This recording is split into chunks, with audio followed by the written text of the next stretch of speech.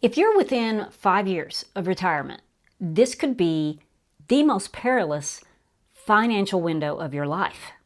And most people don't even realize it. When you take into consideration what we're all dealing with right now, with the economy, the cost of living, market swings, just general uncertainty, and that alone has led to a very different retirement checklist. But I also went and looked at what Warren Buffett had to say about this 5-year pre-retirement window. And he has quite a bit to say, actually. And he has this one specific rule about compounding that most people break right when it matters the most, in those final 5 years. Today, I'm going to show you how to avoid that and 6 other mistakes so you don't derail your retirement right before the finish line. The first point I want to cover is that we need a reality check. Now, if you're Gen X, this window, it hits differently. Over 80% of us don't have a pension just quietly waiting in the background. We're still managing real-life responsibilities, caregiving, rising costs, healthcare decisions, and we just don't have the time to recover from big mistakes anymore. We still need growth, but we also need stability. And those are two things, when it comes to investing, that don't always coincide. Because when you really strip it down, what Buffett has to say about this isn't complicated. It's disciplined, which means that you don't have to have his wealth in order to follow his rules. Now, the first thing on the list is to stay invested, but thoughtfully, because compounding still matters a lot. One of Buffett's core ideas is simple. The first rule of compounding is to never interrupt it unnecessarily. And here's what a lot of people tend to miss, that the biggest gains, the most gains, tend to happen later, right where we are right now. Partly because your balance is big enough to finally matter, but this is where people tend to pull back too much. We go into hyper protection mode and we shift everything into, very conservative options. And then we shut down that growth that we still need. So for Gen X, this means don't panic shift everything into safe mode. Keep a meaningful portion of your nest egg still in equities and let your portfolio keep working. Just because you're retiring doesn't mean that your money has to. Because you finally reach the stage where compounding matters the most. And this isn't the time to turn it off. Number 2 is to avoid big mistakes by locking in the right lifestyle.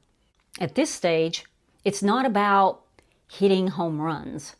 It's about not making one decision that sets you back 10 years. And what does that one decision look like? It could look like pulling from your 401k to pay off the house because that feels like the right thing to do. Or it could mean taking Social Security too early and locking in that rate. Or stepping in for family when you know it will financially stretch you. And none of these feel like reckless moves in the moment. But this is exactly the stage where one decision like that can undo years of progress.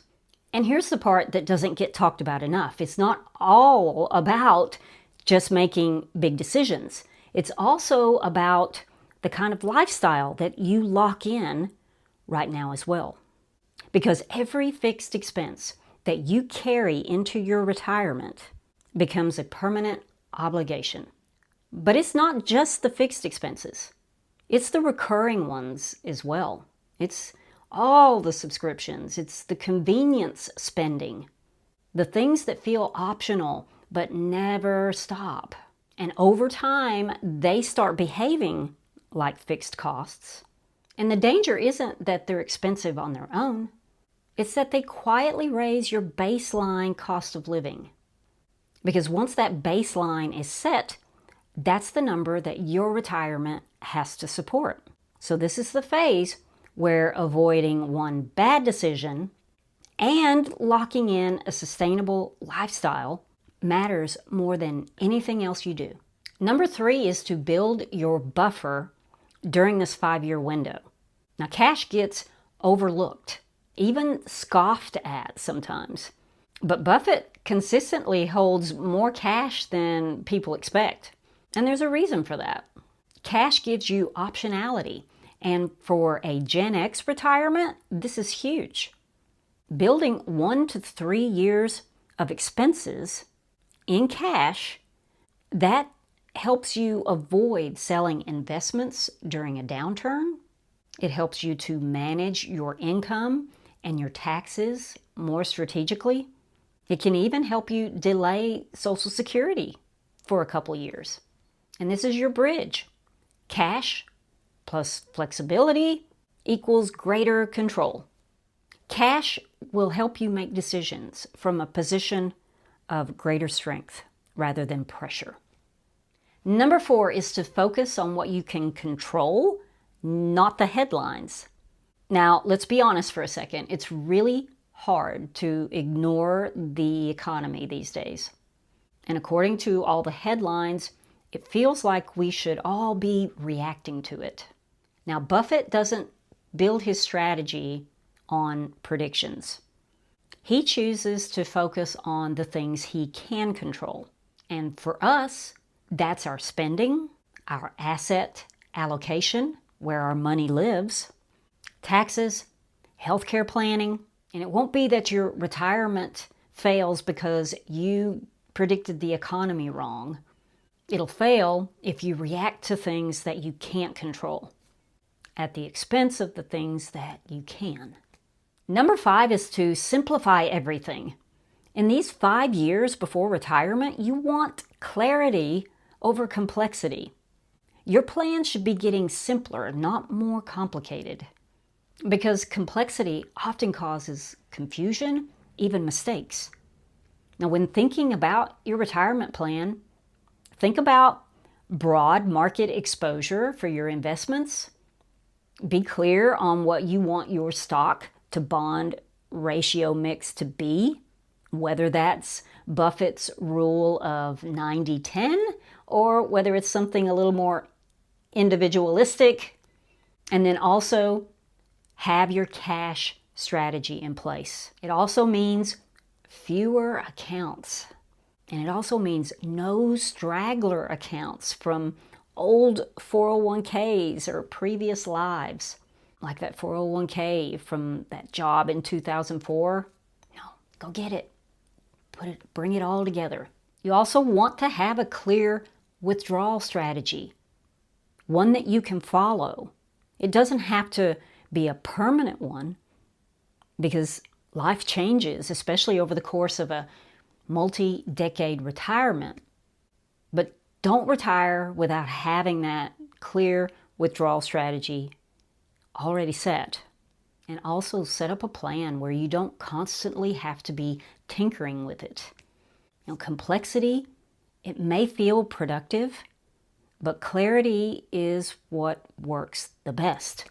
And I have to remind myself of that because I like to build spreadsheets, and sometimes I can create financial processes or systems in my life that require a lot of high maintenance attention. So this point is really good for me to remember as well. And number 6 is to protect those 5 years after you retire as well. This is one of the biggest risks that people underestimate. If the market drops in early retirement, that can have a lasting impact for the rest of your life. Not because the market won't recover, but because you're withdrawing from it while it's down. So what you do and don't do in those early years, it matters. Now, if the market is not seeing its best days in your early retirement, this is where that cash buffer that you built 5 years ago, it's going to save you. But it's also a time to, tighten the belt, tighten the spending, and delay big purchases until things settle down, or start settling up rather. And that way you avoid having to sell at the wrong time. Because it's not just what you earn, it's when the bad years show up, you don't get ruffled because you've already got a plan for it. Now, number 7 is to build a plan that you can actually stick with. And I talked a little bit about this earlier, but if your plan looks good on paper but feels stressful in real life, you won't stick to it. And when you don't stick to it, that's when things fall through the cracks. So your plan needs to be low maintenance, it needs to be understandable, it needs to be livable. One of the questions you should ask yourself is, can I manage this plan at 75, maybe even 85? Could someone else step in and help and be able to understand? Because the best plan isn't always the smartest plan, it's the one that you can actually stick with. Now let's just clear a few things up. 1, you don't need millions to retire. 2, you don't have to delay Social Security. And 3, retirement strategies, they don't need to be complicated. And 4, owning real estate, that's not required. Now, why does all of this matter to me? Because I'm at the stage where retirement isn't really theoretical anymore. Now, I know I don't have as much time to recover from big mistakes, yet I still need that growth for my plan to work. And what stands out to me the most about Buffett's rules is that most of them, they're based on restraint, not complexity. And to me, that feels a lot more realistic and a lot more doable at this stage of life. Now, if you're in this 5-year window, I'd really like to know, what are you doing different today than what you were doing 10 years ago? I'd also like to know, how many different retirement accounts do you have floating around right now? Now, we can't all be Buffett-level investors, but we can take the parts of his thinking and apply it to our situation where it matters the most. Now, I hope you have a great week. Get into the groove. I'll catch you on the flip side, and I'll see you.